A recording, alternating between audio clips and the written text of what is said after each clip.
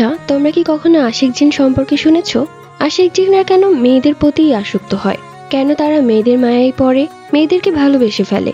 তাহলে কি তারা লুচি টাইপের জিন? না, মানে অনেক টাইপেরই তো জিন আছে। একটা দুষ্ট, একটা ভালো, আবার একটা লুচুও। আজ আমি তোমাদেরকে শোনাবো এক লুচি জিনের গল্প। একটি মেয়ে যার নাম সায়রা। তার চুল ছিল কোমর ছাড়িয়ে, গায়ের রং ফর্সা। তাকে যেই দেখতো সেই পাগল হয়ে যেত, এত সুন্দর ছিল। গরিব বাবার ঘরে যেন মাটির তৈরি পুতুল। আল্লাহ তাকে নিজের হাতে অনেক সময় নিয়ে বানিয়েছে, তাই তো এত নিখুঁত, এত সুন্দরী। সায়রাদের বাড়ির পাশে অনেক বড় একটা আম গাছ আছে। সেই আম গাছেই থাকতো এক লুচু আশিক জিন। তার নাম ছিল ইফরাত। একদিন সায়রা গোসল করে তার চুলগুলো ছেড়ে দিয়ে উঠোনে বসে রোদ পোহাচ্ছিল। সেই কাজটা ছোট থেকে করে আসছে। ঠিক তখনই ইফরাত জিনের নজর পড়ে সায়রার দিকে। অবশ্য এটা নতুন কিছু না, যখন সায়রা ছোট ছিল তখন থেকে এই ইফরাত জিনের নজর সায়রার দিকেই ছিল। সায়রা কারোর সাথেই খেলাধুলা করতে পারতো না। যেই সায়রার সাথে খেলতে আসতো সেই হয়তো পড়ে ব্যথা পেত, আর নয়তো কোনো একটা কিছু দেখে ভয় পেয়ে দৌড়ে চলে যেত। সায়রা সবসময় একা একাই খেলতো। এইভাবেই তো সে বড় হয়েছে। সায়রাকে সব সময় আগলে রাখতো ইফরাত জিন। একদিন সায়রার বাবা সায়রার জন্য একটা সম্বন্ধ নিয়ে আসে। ছেলেটা অনেক বড় ঘরের। সায়রার ছবি দেখা মাত্রই সায়রাকে পছন্দ করে ফেলে। তাকে বলেই ফেলে যে সায়রাকে ছাড়া সে আর কাউকে বিয়ে করবে না। সায়রার বাবাও বেশ খুশি। এই গরিব ঘরের মেয়ের বিয়ে হবে এত বড় বাড়িতে। তার মেয়ে তো রাজরানীর মতো থাকবে, সাথে বৃদ্ধ বয়সে তাকেও দেখবে। সায়রার বাবা রাজি হয়ে যায়। তাদেরকে বলে দেওয়া হলো কী বারে আসতে হবে। সায়রার বাবা সায়রাকে জানালো। সায়রা তখন বলল, বাবা আমি আরো পড়ালেখা করতে চাই। সায়রার বাবা বলল, তোর শ্বশুরবাড়ির মানুষজন অনেক বড় লোক, তারাই তোকে পড়াবে। এখন যদি আমরা না করে দেই তাহলে এত ভালো সম্বন্ধ হাতছাড়া হয়ে যাবে। সায়রা তখন রাজি হয়ে যায় বাবার কথায়। যেদিন তারা দেখতে আসবে ঠিক ওই দিনই সায়রার মনটা কেন যেন খুব খারাপ হয়ে আছে। তার মনে কেন যেন কু ডাকছে, মনে হচ্ছে কোন বিপদ আসতে চলেছে। সায়রা তৈরি হয়ে নিল। খয়েরি রঙের শাড়ি পরেছে, চুলে বেনি করেছে। দূর থেকেই তাকে দেখছে আম গাছে বসে থাকা ইফরাত জিন। সায়রাকে দেখে ইফরাতের মাথা নষ্ট হয়ে গেল। এত সুন্দর লাগছে মেয়েটাকে, যেন পুরো জীবিত একটা পুতুল। কিছুক্ষণের মধ্যে সায়রার বাবার কাছে একটা খবর এলো, ছেলেপক্ষ আসার সময় তাদের গাড়ি অ্যাক্সিডেন্ট করেছে। এই কথা শুনে সায়রার বাবা প্রচন্ড ভয় পেয়ে যায়, সাথে সায়রাও। মা মরা মেয়েটাকে কিভাবে পার করবে বাবা? এই সম্বন্ধটাও হাতছাড়া হয়ে গেল তাহলে। সায়রার বাবা খুব চিন্তিত হয়ে পড়ে, কি হচ্ছে তার মেয়ের সাথে। সায়রার বাবার মন ভীষণ খারাপ হয়ে যায়, কেননা এত ভালো ঘরে মেয়ের বিয়েটাও ভেঙে গেল। তাদের অবস্থা নাকি খুব খারাপ। তাই সায়রার বাবা ঠিক করেছে তাদেরকে দেখতে যাবে। তারা সবাই হাসপাতালে ভর্তি ছিল। সায়রাকেও নিয়ে যেতে চেয়েছিল, কিন্তু সায়রা যেতে চায়নি। বাবা চলে যাওয়ার পর সায়রা বাড়িতে একাই ছিল। এত কিছু ঘটে গেছে, সায়রা ভেবে নিয়েছে যে এগুলো সব ছিল কপালের লিখন। বিকেলবেলা বাটি বিছিয়ে উঠোনে সায়রা বসে আছে, আকাশের দিকে তাকিয়ে আছে। মনে মনে ভাবছে কি থেকে কি হয়ে গেল। তার সামনেই বসে আছে ইফরাত জিন, কিন্তু সায়রা তো ইফরাত জিনকে দেখতে পাচ্ছে না। সায়রাকে ইফরাত জিন দেখেই যাচ্ছে। ইফরাত জিন এক পলকে সায়রার দিকে তাকিয়ে আছে, যেন তার চোখ সরছে না। সায়রা উঠে দাঁড়ালো। তার একা একা ভালো লাগছে না। তাই সায়রা ঠিক করলো সে তার ছোট খালার বাড়িতে যাবে। তাদের বাড়ি থেকে একটু দূরে। বাবা কখন আসবে কে জানে। তাই সায়রা তার খালার বাড়িতে গিয়ে সময় কাটাবে। সায়রা তখন তার খালার বাড়ির উদ্দেশ্যে রওনা দেয়। সেই দিন সায়রার পরনে ছিল সবুজ রঙের 3 পিস। সায়রা আপন মনে খালার বাড়িতে যাচ্ছে। আচমকা এক ছেলের সাথে সায়রার ধাক্কা লাগে। সায়রা তাকাতেই দেখলো ছেলেটি সায়রার দিকে তাকিয়ে আছে। সায়রা চিনতে পারছে না এই ছেলেকে এর আগে কখনো দেখেওনি। ছেলেটি তখন বলল, আপনার লাগেনি তো কোথাও? সায়রা খুব লজ্জা পেয়ে যায় আর বলে, না আমি ঠিক আছি। এরপর সায়রা চলে যেতে চায়। ঠিক ওই মুহূর্তে ছেলেটি পেছন থেকে আবার বলে, কিছু মনে না করলে আমি আপনার নামটা জানতে পারি? সায়রা তখন ঘুরে তাকায় আর বলে, আমি অপরিচিত কাউকে আমার নিজের নাম বলি না। এই বলে সায়রা আবারও হাঁটতে শুরু করে। ছেলেটিও নাছোড়বান্দা সায়রার পেছন পেছন যেতে থাকে আর সায়রাকে বলতে থাকে, শুনুন না, আপনার নামটি একটা বার বলে যান। সায়রা বিরক্ত হয় এবং জোরে জোরে হাঁটতে শুরু করে। হাঁটতে হাঁটতে এক পর্যায়ে তার খালার বাড়িতে পৌঁছে যায়। খালার বাড়িতে ঢুকতেই ছেলেটি পেছনে দাঁড়িয়ে থাকে। তখন সায়রা গিয়ে ওর খালামণিকে বলে, দেখো না খালামণি, একটা ছেলে আমার পেছন পেছন এসেছে, আমাকে প্রচন্ড বিরক্ত করছে। ওর খালামণি তখন বাইরে বের হয়, কিন্তু কাউকেই আর দেখতে পায় না। তো যাই হোক, সায়রা তার খালামণির সাথে সময় কাটায়। রাত্রিবেলা ওর বাবা আসে এবং সায়রাকে নিয়ে বাড়িতে যায়। বাড়িতে যাওয়ার পর সায়রা তার বাবার মুখে শুনতে পায় তারা এখন কিছুটা সুস্থ আছে। সায়রা তখন বলে, আচ্ছা তাহলে কি তারা বিয়েটা ভেঙে দিয়েছে? তখন বলে, না, তারা বিয়েটা ভাঙেনি, তারা তোকে অনেক পছন্দ করেছে, বলেছে সুস্থ হয়ে আবার আসবে তারা। সায়রা তখন মনে মনে কিছুটা খুশি হয়। তার খুশি হওয়ার কারণ একটাই, বিয়ের পর সে পড়ালেখা করতে পারবে। পরের দিন সকালবেলা সায়রা উঠোনে বসেছিল। বাড়ির বড় দেয়ালে কেউ একজন উকি দিচ্ছে। সায়রা দেখতে পায় এবং দেখে চিনে ফেলে যে এটা কালকের ধাক্কা খাওয়া সেই ছেলেটি। সায়রা তখন চিৎকার করে বলে, আপনি এখানে আবারও এসেছেন? এই কথা শুনে সায়রার বাবা বাহিরে বের হয়ে আসে। বাবা দৌড়ে আসে, কি হয়েছে সায়রা, কে এসেছে? আমি তখন বললাম, বাবা, এই ছেলেটি, কালকে তার সাথে আমার ধাক্কা লেগেছিল, তারপর থেকেই আমাকে বিরক্ত করছে। তখন সায়রার বাবা সেই ছেলেটিকে বাড়ির ভেতরে ডাকে। ছেলেটিও বাড়ির ভেতরে আসে এবং সায়রার বাবাকে সালাম দেয়। সালাম নিয়ে সায়রার বাবা বলে, কে তুমি বাবা? আমার মেয়েকে অযথা বিরক্ত করছো কেন? ছেলেটি তখন বলে, আপনি হয়তো আমাকে চিনবেন না চাচা, আমি এই এলাকার মাতব্বরের ছেলে, কালই এসেছি। আমার বাবা তখন বুঝতে পারে যে আমাদের গ্রামের মাতব্বরের বড় ছেলে সে। সায়রার বাবা তখন বলে, ও বাবা, তুমি আমার বাড়িতে এসেছো, আমার যে কি সৌভাগ্য। তখন সেই ছেলেটি বলে, চাচা, আমার নাম নাহিম, গতকাল বিকেলবেলা আপনার মেয়ের সাথে আমার ধাক্কা লাগে। সায়রার বাবা বুঝতে পারে বিষয়টা। তখন সায়রার বাবা সায়রাকে বলে, সায়রা, মা তুই ভেতরে যা, আমি কথা বলছি। সায়রা তখন ভেতরে চলে যায়। নাহিম বলে, চাচা, আপনি নিশ্চয়ই জানেন যে আমার বাবা আমার বিয়ের জন্য মেয়ে খুঁজছে। আমি যখন আপনার মেয়েকে প্রথমবার দেখেছি তখনই আমি ঠিক করে ফেলেছি যদি বিয়ে করতেই হয় তাহলে আপনার মেয়েকেই বিয়ে করব। সায়রার বাবা তখন বলে, এটা সম্ভব না বাবা। কিন্তু কেন চাচা? আপনার মেয়ের আমাদের বাড়িতে বিয়ে হলে কোনো কমতি হবে না, সে রানীর হালে থাকবে। সবই ঠিক আছে বাবা, কিন্তু সায়রার তো বিয়ে ঠিক হয়ে গেছে। নাহিম এই কথা শুনে বলে, বিয়ে ঠিক হয়ে গেছে? কিন্তু কার সাথে? তাদের ঢাকায় বাড়ি আছে, ছেলে ব্যবসা করে, অনেক ভালো পরিবার। তারা আমার মেয়েকে দেখতে আসছিল, কিন্তু আসার পথেই তো তাদের গাড়ি অ্যাক্সিডেন্ট করে। নাহিমের মন তখন খারাপ হয়ে যায় আর বলে, চাচা, আমি আপনার মেয়েকে অনেক ভালো রাখবো, সায়রাকে আমার সাথে বিয়ে দিন। বাবা, এটা সম্ভব না। তোমার বাবাকে আমি অনেক সম্মান করি, তিনি অনেক ভালো মানুষ, কিন্তু সায়রার যে বিয়ে ঠিক হয়ে গেছে, তাদেরকে আমি কথা দিয়ে ফেলেছি, তাই আমি আর সেই কথা ভাঙতে পারবো না। যদি এমন হতো তাদেরকে আমি কথা না দিতাম, তাহলে আমি তোমার কথা ভেবে দেখতাম। এরপর নাহিম মুখটা কালো করে বাড়ি থেকে চলে যায়। ভীষণ মন খারাপ করেছে। আমি সবগুলো কথাই শুনেছি জানালার আড়াল থেকে। একদিনের দেখায় কেউ বিয়ে করতে চায়? এসব পাগল ছাগল কোথা থেকে যে আসে? সায়রার বাবা সায়রাকে এসে বলে, সায়রা, এখন থেকে বাইরে একটু সাবধানে চলাফেরা করবি, ভুলেও কারোর সাথে কথা বলবি না। সায়রা তখন মাথা নাড়ালো। সায়রাকে যে পরিবার থেকে দেখতে আসার কথা ছিল, সে ছেলের বাবা সায়রার বাবাকে ফোন করে এবং সায়রার বাবার সাথে অনেক কথা বলে যে তারা কবে আসবে। সায়রার বাবা তখন বলে, আপনারা সাবধানে আসুন, সুস্থভাবে, কোনো চিন্তা নেই, সায়রাকে আপনার ছেলের সাথেই আমি বিয়ে দিব। তখন তারা বলতে থাকে, এখন যদি সম্ভব নাও হয় তারপরেও আমরা আংটি পরিয়ে যাব। আমার ছেলে আপনার মেয়ের জন্য পাগল হয়ে গেছে, তাই আমিও চাচ্ছিলাম শুভ কাজটা তাড়াতাড়ি সেরে ফেলতে। সায়রার বাবা তখন বলে, ঠিক আছে, আপনারা একদিন সময় করে এসে আংটি পরিয়ে যান, এরপর সময় করে বিয়ের দিনটাও ঠিক করা যাবে।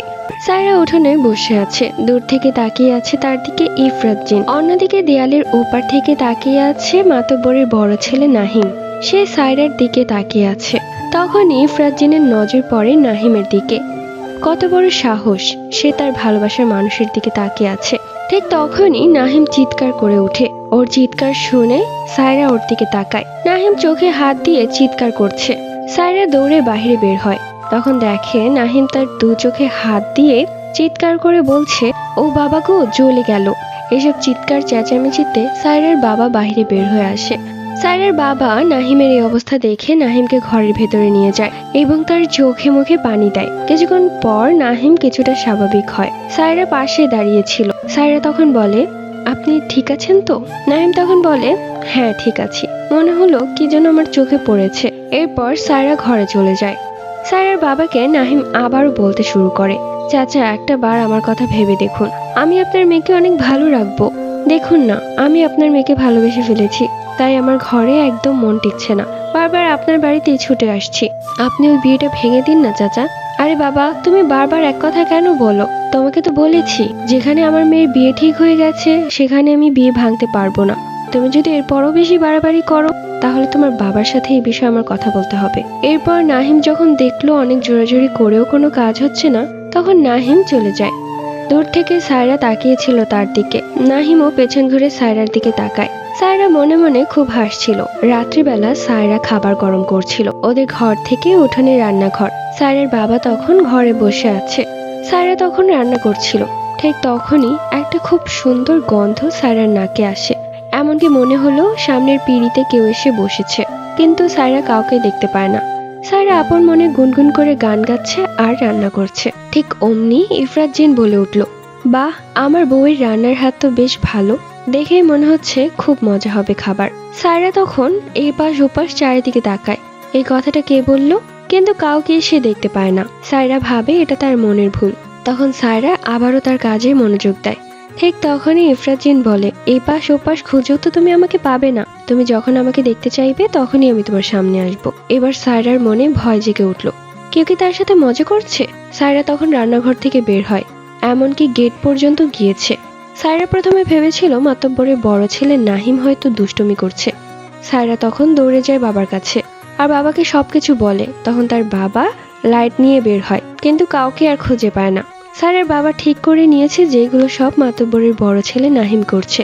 তাই সায়রার বাবা ঠিক করে যে কাল সকালেই নাহিমের বাবার কাছে বিচার দিবে যে তার ছেলে কিভাবে তাদেরকে বিরক্ত করছে। পরদিন সকালবেলা সায়রার বাবা চলে যায় নাহিমের বাবার কাছে, মানে মাতব্বরের কাছে, এবং গিয়ে তাকে বলে, দেখেন ভাইজান, আপনার ছেলেটা আমার মেয়েকে প্রচন্ড বিরক্ত করছে।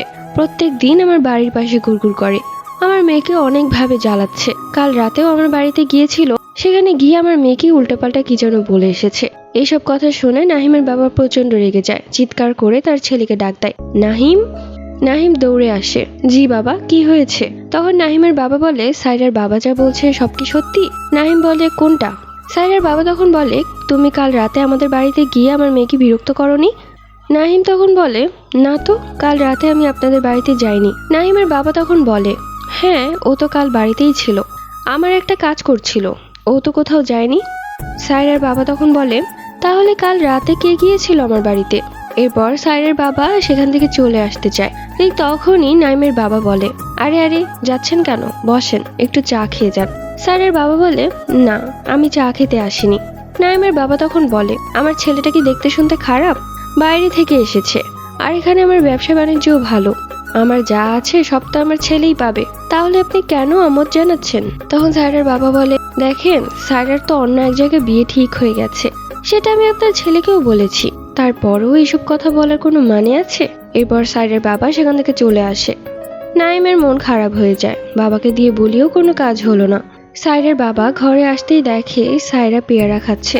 কিরে মা, এই ভর দুপুরে উঠোনে বসে পেয়ারা খাচ্ছিস? ঘরে বসে খা, আর এই সময়টা ভালো না, ভর দুপুরবেলা জিন ভূতের নজর পড়ে।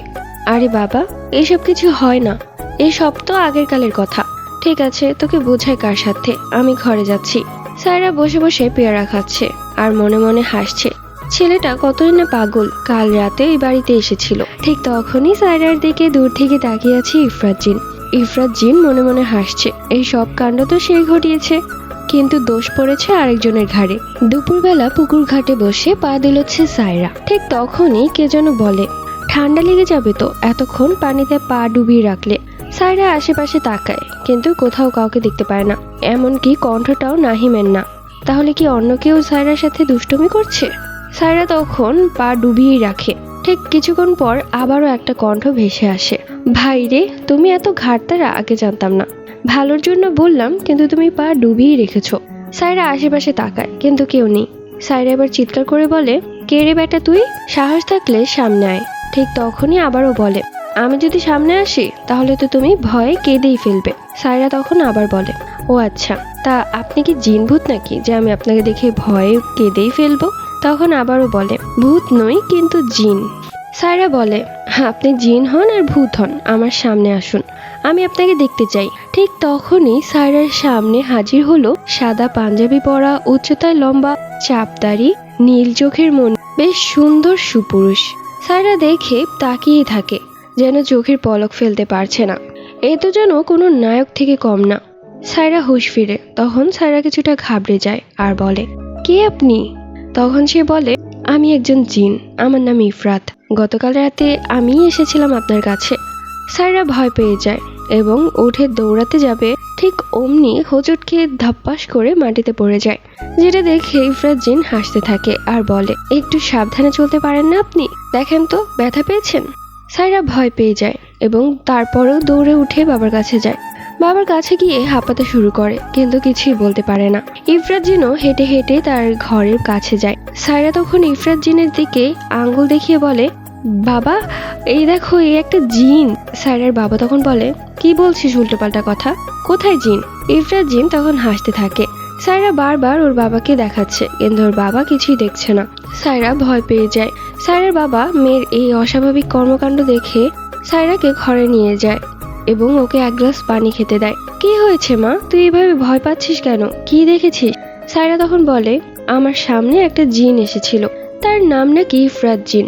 এমনকি সে বলেছে গতকাল রাতে সেই এসেছিল আমার কাছে। সায়রার বাবা সবকিছু তালগোল পাকিয়ে যায়। সে বলে, তুই কি সব উল্টোপাল্টা স্বপ্ন দেখেছিস আর সেটাই আমাকে বলছিস? এই বাড়িতে জিন ভূত আসবে কোত্থেকে? আর তুই তো ভালো করেই জানিস এই বাড়ি তোর দাদা বন্ধ করে রেখেছে, তাই এই বাড়িতে কেউই আসতে পারবে না। বুঝতে পেরেছিস? সায়রা তখন বলে, বিশ্বাস করো বাবা, আমি যা বলছি সত্যি বলছি, একটা কথাও মিথ্যা না। ঠিক তখনই সায়রার বাবার কাছে একটা ফোন আসে, আর এই ফোনটা এসেছিল যার সাথে সায়রার বিয়ে ঠিক হয়েছে তার বাড়ি থেকে। সায়রার বাবা ফোন ধরতেই ওপাশ থেকে বলে, আমাদেরকে মাফ করবেন, এই বিয়েটা আর হবে না। সায়রার বাবা অবাক হয়ে বলে, কি বলছেন এসব? কি হয়েছে? তখন ছেলের বাবা বলে, আমরা আসলে বুঝতে পারছি না সমস্যাটা কার মাঝে। আজ সকালবেলা আমার স্ত্রী ইন্তেকাল করেছে।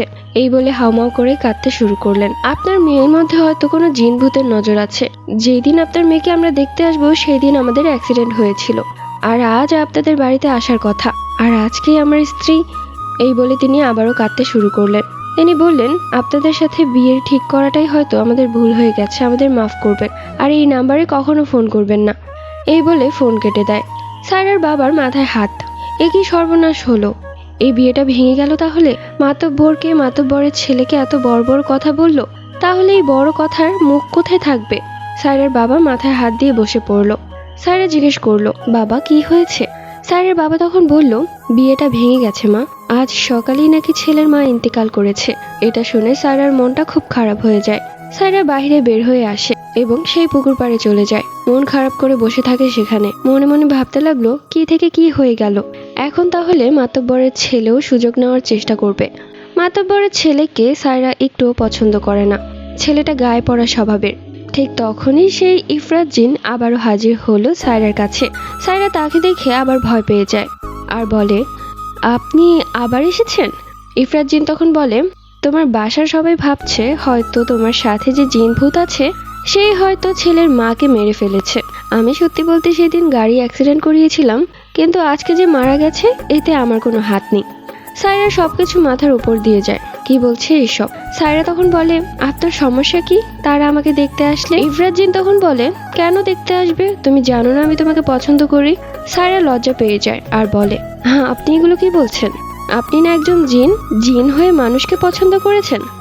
ইফরাত জিন তখন বলে, তোমার যখন জন্ম হয় তখন থেকে আমি তোমাকে পছন্দ করি। সায়রা অবাক হয়ে বলে, সে ছোট থেকে আমাকে পছন্দ করেন? হ্যাঁ। তাহলে আপনার বয়স কত? ওই আর কি 800 বছর। হ্যাঁ 800 বছর? এত বয়স্কর বুড়ো লোক আমাকে পছন্দ করে? কিন্তু আপনাকে দেখে তো মনে হয় না আপনার বয়স বেশি। ইফরাত তখন কিছুটা ক্ষেপে যায় আর বলে, হোপ, আমাদের বয়স সম্পর্কে তোমাদের কোনো ধারণা আছে? আমরা অনেক বয়স নিয়ে বাঁচি, আর 800 বছর, এটা তো আমি পরিপূর্ণ যুবক। সায়রা তখন হাসতে হাসতে বলে, এই 800 বছর যদি আমাদের বংশের পুরুষরা পেত তাহলে 8 জনই মরে যেত। এই বলে সায়রা হাসতে লাগলো। ইফরাত জিন অপরূপ দৃষ্টিতে তার দিকে তাকিয়ে আছে। সায়রা তখন ইফরাত জিনকে বলে, এভাবে তাকিয়ে থাকবেন না তো, আমার খুব লজ্জা করে। ইফরাত তখন বলে, আচ্ছা নাহিমকে কি তুমি পছন্দ করো? সায়রা তখন বলে, একদমই না। আপনি যদি পারেন তাহলে ওকেও মেরে ফেলুন। কি বলছো এসব? আমি কাউকে মারি না। অযথা ওকে মেরে ওর পাপের গুণা আমার ঘাড়ে কেন নিব? এর চাইতে ভালো হয় বেটাকে একটা এমন শিক্ষা দিব যাতে তোমার প্রেমে যে হাবুডুবু খাচ্ছে সেই প্রেমে পড়েই মারা যাবে। সায়রা তখন জোরে জোরে হাসতে লাগলো। সায়রার বাবা দূর থেকে দেখছে মেয়ে কার সাথে যেন কথা বলছে একা একা আর হাসছে। সায়রার বাবার মনে তখন খটকা লাগে, হ্যাঁ ওই লোকটাও তো বললো আমার মেয়ের উপর নাকি ভূত জিনের ছায়া আছে, তাহলে কি সত্যি? সায়রার বাবা আর সময় নষ্ট না করে এক কবিরাজের কাছে চলে যায় এবং গিয়ে বলে, আমার মেয়েকে বাঁচান, আমার মেয়ের উপর জিন ভূতের নজর আছে, যার কারণে ওর কোথাও বিয়ে হচ্ছে না। তখন সেই কবিরাজ সায়রার বাবাকে একটা তাবিজ দিয়ে বলে, এই তাবিজটা যাতে সবসময় সায়রার কাছেই থাকে, তাহলে কোনো খারাপ জিন ভূত ওর সামনে আসতে পারবে না। সায়রার বাবা তখন সেই তাবিজ নিয়ে বাড়িতে আসে এবং সায়রাকে বলে, এই নে মা, এই তাবিজটা পরে নে। কিন্তু বাবা, এটা কিসের তাবিজ? এটা শরীর বন্ধের তাবিজ। শরীর বন্ধের তাবিজ? তা এটা দিয়ে আমি কি করব? এটা নিজের সাথে রাখবি সব সময়। এই তাবিজ তোর সাথে থাকলে কোনো খারাপ জিন তোর উপর নজর দিতে পারবে না। সায়রা তখন বাবার কথা রাখতে সেই তাবিজটা পরে নিল। এরপর ভালোই সময় কাটছিল, 1 দিন 2 দিন 3 দিন, কিন্তু সেই ইফরাত জিন আর সায়রার কাছে আসছে না। সায়রা মনে মনে ভাবলো, যাক এই জিন থেকেও হয়তো পিছু ছাড়াতে পারলাম। 4 দিনের মাথায় নাহিম তার বাবা মা নিয়ে বাড়িতে উপস্থিত হলো। হাতে ছিল অনেক অনেক মিষ্টির বাক্স। সায়রার বাবা তখন হাসতে হাসতে বলল, আরে আপনারা? এই গরিবের বাড়িতে হাতির পাড়া। নাহিমের বাবা তখন বলল, শুনলাম তোমার মেয়ের বিয়ে নাকি ভেঙে গেছে, তাই ভাবলাম আমার ছেলের জন্য তোমার মেয়েকে নিয়ে নেই, এই সুযোগটা হাতছাড়া করা যাবে না। এই বলে তিনি হাসতে লাগলেন। সায়রার বাবা তখন সায়রাকে বলল, সায়রা তাড়াতাড়ি নাস্তা পানির ব্যবস্থা কর। এরপর তারা বসলো। নাহিম ঘরের মধ্যে বারবার উকি দিচ্ছে সায়রা কখন আসবে। অপরদিকে সায়রার ভীষণ মেজাজ গরম হয়ে আছে। সে যেটা ভেবেছিল সেটাই হচ্ছে। এই নাহিমের বাচ্চা যেন তার পেছনেই পড়ে গেছে, যেভাবে হোক এর থেকে পিছু ছাড়াতেই হবে। সায়রা তখন মনে প্রাণে ইফরাত জিনকে ডাকে, কিন্তু ইফরাত জিন আর আসে না। তখনই সায়রার মনে পড়ে যায় বাবার দেওয়া তাবিজের কথা। সায়রা তখন আর সময় নষ্ট না করে সেই তাবিজটা টান দিয়ে খুলে ফেলে এবং সাথে সাথে সায়রার সামনে ইফরাত জিন হাজির হলো। সায়রা, তোমার এই তাবিজের জন্য আমি তোমার কাছে আসতে পারিনি, তোমার বাবার আমি অবস্থা খারাপ করে ফেলব। সায়রা তখন বলে, মাফ চাচ্ছি, আমার বাবার এতে কোনো দোষ নেই। আমার বাবাকে যা বলা হয়েছে বাবা তো তাই করবে, আর কোন বাবা চাইবে যে তার মেয়ের উপর জিনের আসর হোক? ইফরাত জিন শান্ত হলো, তখন বলল, যাই হোক আমি তোমার কথা অনেক মনে করেছি, কিন্তু তোমার কাছে আসতে পারিনি তাবিজের জন্য। এই তাবিজটা তুমি অনেক দূরে ফেলে দাও। সায়রা তখন বলল, আচ্ছা ঠিক আছে, কিন্তু এখন যে সমস্যা হয়েছে সেটার সমাধান করুন। বাহিরে নাহিম তার বাবা মাকে নিয়ে বসে আছে, যেভাবে হোক ওকে তাড়িয়ে দিন, ওকে আমি বিয়ে করতে পারবো না। ইফরাত জিন তখন একটা শর্ত রাখলো, ঠিক আছে, আমি যে ওকে তাড়িয়ে দিব তার বিনিময়ে আমি কি পাবো? সায়রা তখন বলল, আপনি কি পাবেন? মানে আমি তোমার কাজ করে দিব, তার বিনিময়ে আমি কি পাবো? সায়রা তখন কি বলবে ভাবতে থাকে। ঠিক তখনই ইফরাত জিন আবার বলে, আমি যদি ওর সাথে তোমার বিয়ে ভেঙে দিই তাহলে কি তুমি আমাকে বিয়ে করবে? সায়রা অবাক হয়ে তাকিয়ে থাকে কিছুক্ষণ। এগুলো আপনি কি বলছেন? একটা মানুষ হয়ে জিনকে কি করে বিয়ে করব? কেন তুমি জানো না মানুষরাও যে জিনকে বিয়ে করতে পারে? সায়রার বাবা সায়রাকে ডাকতে থাকে। সায়রা তখন আর কোনো উপায় না পেয়ে বলে, আচ্ছা আচ্ছা ঠিক আছে, আমি আপনাকে বিয়ে করব, কিন্তু এই বিয়েটা ভেঙে দিতে হবে। ইফরাত জিন তখন হাসতে হাসতে বলে, ঠিক আছে বেগম সাহেবা, এখনই সব কাজ করে দিচ্ছি। এরপর ইফরাত সায়রা সেজে সবার সামনে যায়। নাহিম তখন সায়রার দিকে তাকিয়ে থাকে, বুঝতেই পারে না যে এটা একটা জিন, সায়রা না। সায়রার বাবা তখন বলে, মা সবাইকে চা দে। সায়রা তখন সবার মাথায় চা ঢেলে দেয়। সায়রা ঘরের ভেতরে জানালা দিয়ে সবকিছু দেখে অবাক হয়ে যাচ্ছে। ইফরাত জিন সবার মাথায় চা ঢেলে দিয়েছে, তাও আবার সায়রা সেজে। সায়রার বাবা তখন বলে, এ কি করছিস সায়রা? সবাই তখন উঠে দাঁড়ায়। নাহিমের বাবা তখন বলে, কি অসভ্য মেয়ে বাবা, যে মেয়ের সাথে আমার ছেলের বিয়ে দিব এখনই এই অসভ্যতা করছে, আর বিয়ের পর আমাদের সাথে কি করবে এটা তো বুঝতেই পারছি, দরকার নেই এমন মেয়েকে বিয়ে করানোর। নাহিম তখন ওর বাবাকে বলে, আরে বাবা, ও ইচ্ছে করে করেনি, ওর হাত থেকে হয়তো পড়ে গেছে, তুই চুপ কর, তোর জন্য এই বাড়িতে এসেছি আর আমাদের মাথার উপর চা ঢেলে দিল। এই মেয়ে তো কখনো আমার বাড়ির বউ হতে পারবে না। এই বলে নাহিমের বাবা মা চলে যায়। নাহিম তখন আমার বাবাকে বলতে থাকে, চাচা আপনি একটু বুঝিয়ে বলুন না আমার বাবাকে, আপনি বলুন যে আপনার মেয়ের হাত থেকে পড়ে গেছে, ও ইচ্ছে করে এটা করেনি, তাই না সায়রা? সায়রার রূপে ইফরাত জিন তখন বলে, ইচ্ছে করেই করেছি, তাতে কি করবি রে তুই? আর একটু সময় যদি এখানে থাকিস তাহলে গরম ফুটন্ত পানি এনে তোর মাথায় ঢেলে দিব, বের হয় বাড়ি থেকে। নাহিম তখন হতভাগ হয়ে তাকিয়ে থাকে। আমি তখন হেসে মরে যাচ্ছি, এ কি করছে ও? এরপর নাহিম চলে যায় অবাক হয়ে, যে আমাকে কি দেখেছিল আর এখন কোন রূপ দেখছে। বাবা তখন ইফরাত জিনকে বলতে থাকে, মা সায়রা তোর কি হয়ে গেছে? তুই কি আমার মান সম্মান কিছু রাখবি না?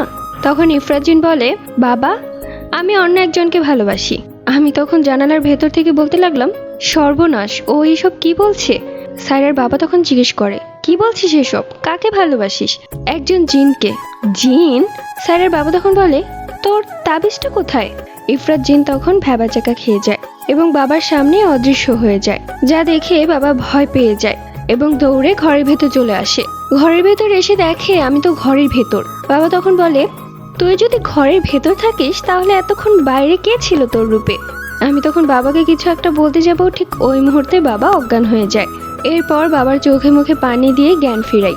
বাবা তখন বলে, আজ যা যা হয়েছে সব কি সত্যি? আমি তখন বললাম, হ্যাঁ সব সত্যি। তুই কি ওদের মাথায় গরম চা ঢেলে দিয়েছিলি? না বাবা, আমি দিইনি। তাহলে কে দিয়েছে? জিন দিয়েছে। জিন? হ্যাঁ, ওর নাম ইফরাত জিন।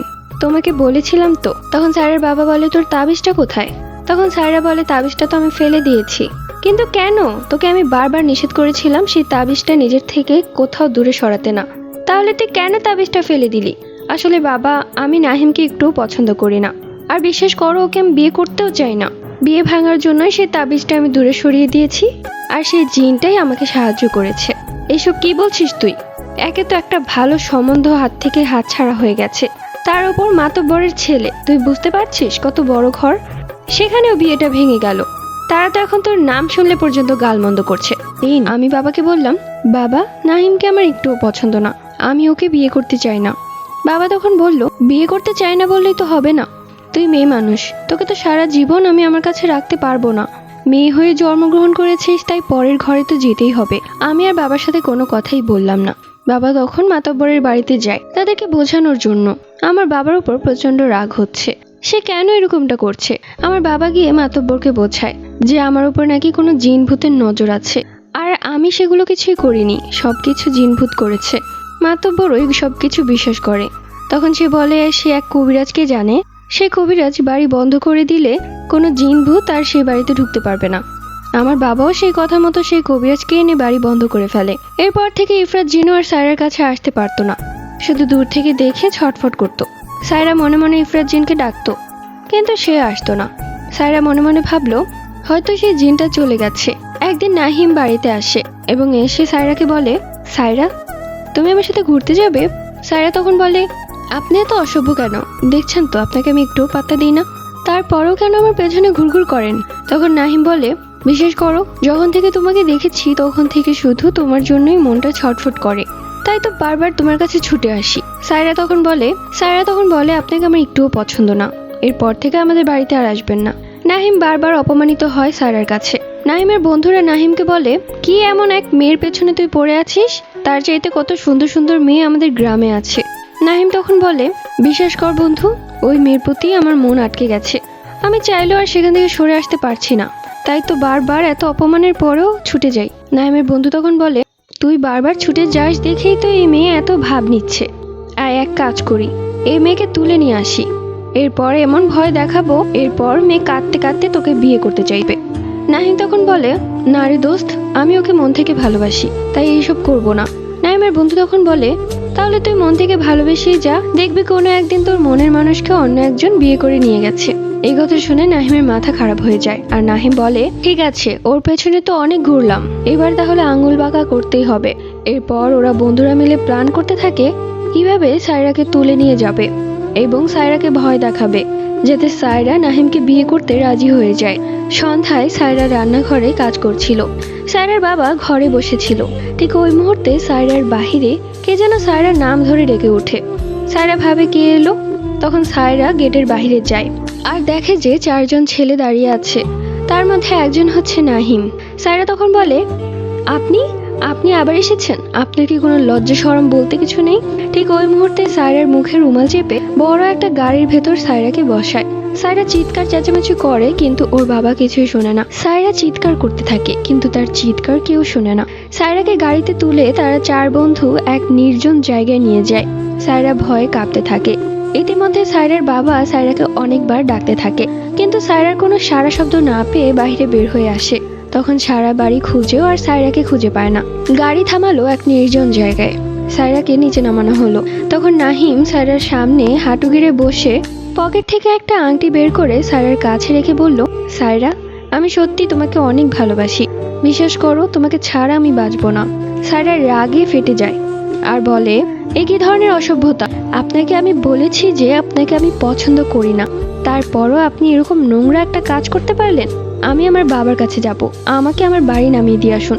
তখন নাহিমের বন্ধুরা বলে, এই আস্তে, এখানে তোমার বাবা নেই, তাই আমরা চাইলে তোমার এমন অবস্থা করতে পারি, তোমার মান সম্মান কিছুই থাকবে না।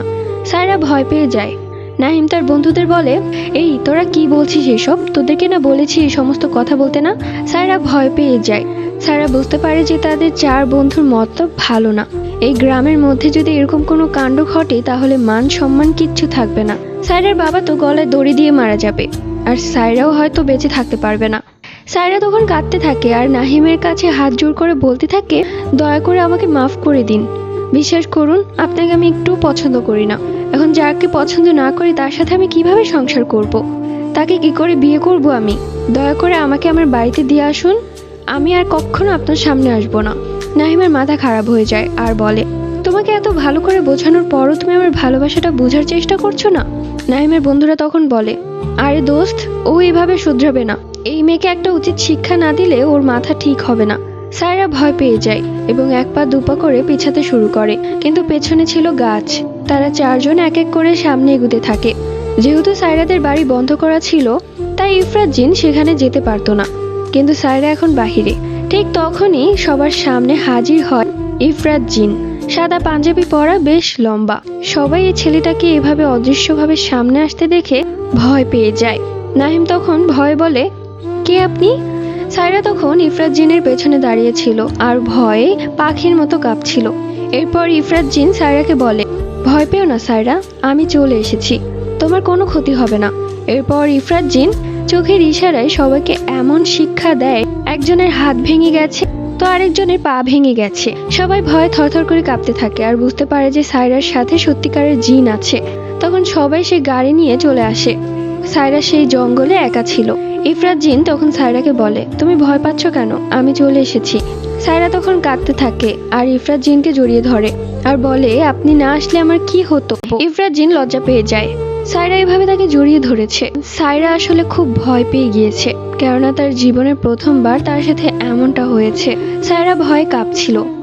ইফরাত জিন তখন বলতে লাগলো, আরে বোকা মেয়ে, তুমি বারবার ভয় পাচ্ছ কেন? তুমি তো জানো আমি তোমার কোনো ক্ষতি হতে দিব না। আমি তোমাদের বাড়িতে যেতে পারিনি ঠিকই, কিন্তু সব সময় তোমার উপর নজর রেখেছি। সায়রা তখন বলে, কেন আপনি আমার কাছে আসেননি? ইফরাত জিন তখন বলে, তোমার বাবা কোন কবিরাজ থেকে সেই বাড়ি বন্ধ করে রেখেছে, তাই তো আমি তোমার কাছে যেতে পারিনি। যাই হোক সায়রা, তুমি আমাকে যে কথা দিয়েছিলে সে কথা তোমার মনে আছে? সায়রা তখন বলে, কি কথা দিয়েছিলাম আমি আপনাকে? তখন সেই ইফরাত জিন বলে, তুমি বলেছিলে তোমার বিয়ে ভেঙে দিলে তুমি আমাকে বিয়ে করবে, আর ওদের এমন ভয় দেখিয়েছে যে পরবর্তীতে তোমার সামনে আসবে না। এবার তুমি তোমার কথা রাখো। সায়রা তখন বলে, কিন্তু এটা কি করে সম্ভব? আপনি একজন জিন আর আমি একজন মানুষ। ইফরাত জিন তখন কপাল কুঁচকে বলে, তাহলে তুমি তো আমাকে কথা দিয়েছিলে। সায়রা তখন বলে, আমি তখন কি করব বুঝতে পারিনি, তাই আমি কথা দিয়েছিলাম, কিন্তু এটা আপনিও বুঝে দেখুন, জিন আর মানুষের বিয়ে হয় না। ইফরাত জিন খুব রেগে যায় আর বলে, তুমি এক জিনের সাথে কথা দিয়ে সেই কথার খেলাপ করছো, এর পরিণাম কিন্তু খুব খারাপ হবে। আমি কি করতে পারি বলেন? আমি তো একজন মানুষ আর আপনি একজন জিন, আপনার সাথে আমার বিয়ে হবে না, এটা সম্ভব না। ইফরাত জিন এবার ভয়ঙ্কর ভাবে রেগে যায় আর বলে, তুমি তাহলে আমার সাথে প্রতারণা করেছিলে নিজের বিয়ে ভাঙার জন্য? দেখুন, আপনি আমাকে ভুল বুঝছেন, আমি আপনার সাথে কোনো প্রতারণা করিনি। আমি শুধু বলেছিলে তুমি আমাকে ঠকিয়েছো। তোমার জন্য আমি কত কিছুই না করেছি, আর আজ তুমি আমাকে ঠকিয়েছো। সায়রা বুঝাতে পারে না যে একটা মানুষ আর জিনের বিয়ে কখনোই হয় না। ইফরাত জিন তখন কাঁদতে শুরু করে আর বলে, জীবনের প্রথমবার আমি কাউকে ভালোবেসেছিলাম, সেটা হলো তুমি। সেই ছোট থেকে কখনো ভাবতেও পারিনি তুমি আমার সাথে এরকম প্রতারণা করবে। সায়রা তখন বুঝতে পারে আর বলে, আচ্ছা আপনি আমাকে বলুন, একটা মানুষ আর জিনের কি কখনো বিয়ে হতে পারে? ইফরাত জিন তখন বলে, হতে পারে, তুমি বিয়ে করবে কিনা সেটা বলো। সায়রা তখন বলে, ঠিক আছে, আমি আপনাকে বিয়ে করব, যেহেতু আপনি আমাকে এত ভালোবাসেন আর আমার জীবন রক্ষা করেছেন, তাই আমি আপনাকে বিয়ে করব, কিন্তু কিভাবে করব? ইফরাত জিন খুশি হয়ে যায় আর বলে, তুমি কোনো চিন্তা করো না, আমি কাল তোমার বাড়িতে আসব, তোমার বাবার সামনে আমি তোমাকে বিয়ে করব। সায়রা অবাক হয়ে যায়, কিন্তু এটা কি করে সম্ভব? আপনি তো একজন জিন। ভুলে গেছো সায়রা? তোমার রূপ নিয়ে আমি ওদের কাছে গিয়ে ওদের মাথায় চা ঢেলে দিয়েছিলাম। সবাই তো তখন আমাকে দেখেছিল। তাহলে আমি এখনো কারো না কারো রূপ নিয়ে তোমার সামনে আসব। সায়রা তখন বলে, ঠিক আছে, এখন আপাতত আমাকে আমার বাড়িতে দিয়ে আসুন। বাবা হয়তো আমার জন্য চিন্তা করছে। এরপর ইফরাত জিন সায়রাকে বাড়িতে দিয়ে আসে। সায়রাকে দেখে সায়রার বাবা বলে, মা তুই কোথায় চলে গিয়েছিলি? পরদিন সকালবেলা ইফরাত জিন সায়রাদের বাড়িতে আসে। সায়রার বাবা দেখে খুব সুন্দর সুপুরুষ দাঁড়িয়ে আছে 2 হাঁড়ি মিষ্টি নিয়ে। সায়রার বাবা তখন বলে, কে আপনি? তখন সে ইফরাত জিন বলে, আমি আপনার মেয়েকে বিয়ে করতে চাই, তাই নিজেই বিয়ের সম্বন্ধ নিয়ে আসলাম। সায়রার বাবা তখন বলে, এটা আমি প্রথমবার দেখছি যে নিজের বিয়ের সম্বন্ধ নিয়ে এসেছে। সায়রা তখন ঘরের ভেতর জানালা দিয়ে দেখছে আর ভাবছে ইফরাত জিন এবার কার রূপ নিল, দেখতে তো বেশ সুন্দর। সায়রার বাবা তখন সায়রাকে ডাকে। সায়রাও বাহিরে বের হয়ে আসে। সায়রার বাবা তখন বলে, মা তুমি কি একে চিনো? তখন সায়রা বলে, না বাবা, আমি চিনি না। ইফরাত জিন তখন বলে, হ্যাঁ আপনার মেয়ে আমাকে চিনে না ঠিকই, কিন্তু আমি আপনার মেয়েকে চিনি। আমি আপনার মেয়েকে অনেকদিন ধরেই দেখছি, আমার বেশ ভালো লেগে গেছে, তাই আমি ওকে বিয়ে করতে চাই। আমার বাবা দাদার সম্পত্তি সম্পর্কে আপনার কোনো ধারণা নেই। আপনার মেয়ে রানীর হালে থাকবে। সায়রা তখন তার কপালে হাত দিয়ে বলে, এগুলো কি বলছে এইসব? সায়রার বাবা তখন বলে, কি তুমি আমাকে লোভ দেখাচ্ছ?